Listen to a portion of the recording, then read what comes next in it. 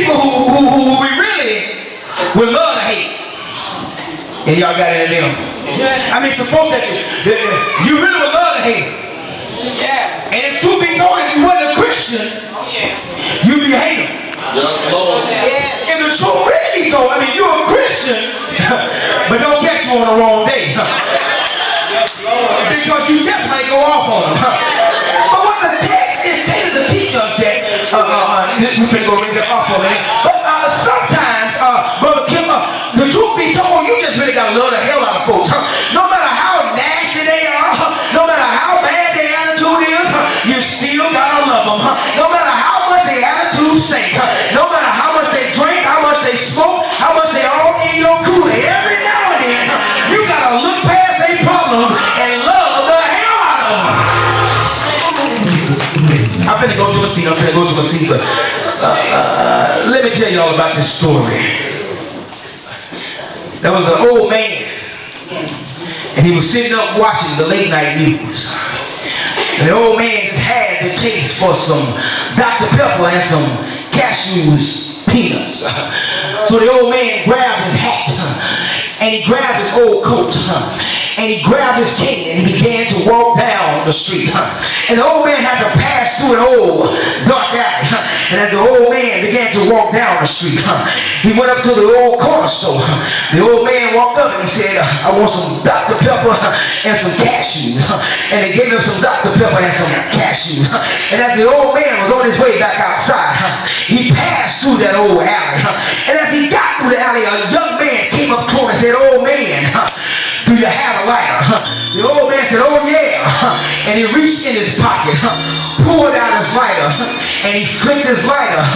The young man, he got his cigarette and he took off. Didn't say a word. The old man said, at least he could have said thank you. The old man kept on going to his house. And he got to his house, and he ate his Dr. Pepper, and he ate his cashews. And then he lets me know that he slept real good.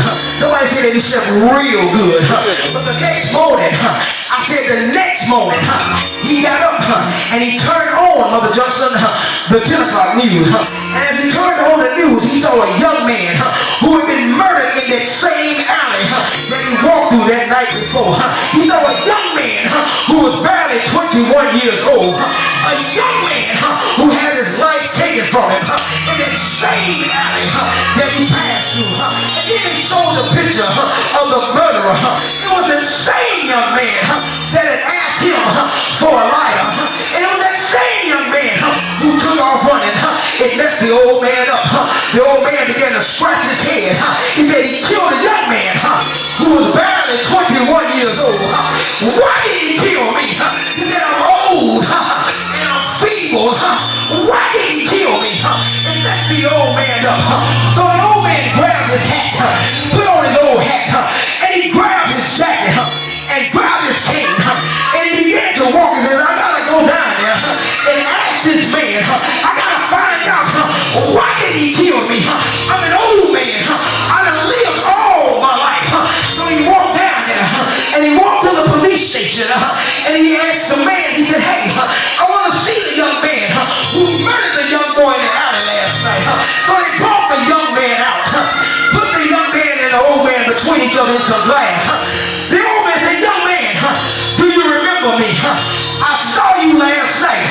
The young man said, oh yeah, you that old man that I saw last night. I had every intention of killing you. The old man said, stop right there. I'm an old man, yet you killed a young man who was barely 21 years old. Why did you kill me? I'm old. I'm feeble. The young man said, hold up. I had every intention on killing you and taking everything that you had. I was going to take your keys, go to your house, take everything that's in your house. But the old man said, why did you kill me? The young man said, stop right there. Let me remind you why I didn't kill you. Because when I asked you for a lighter, when you flicked your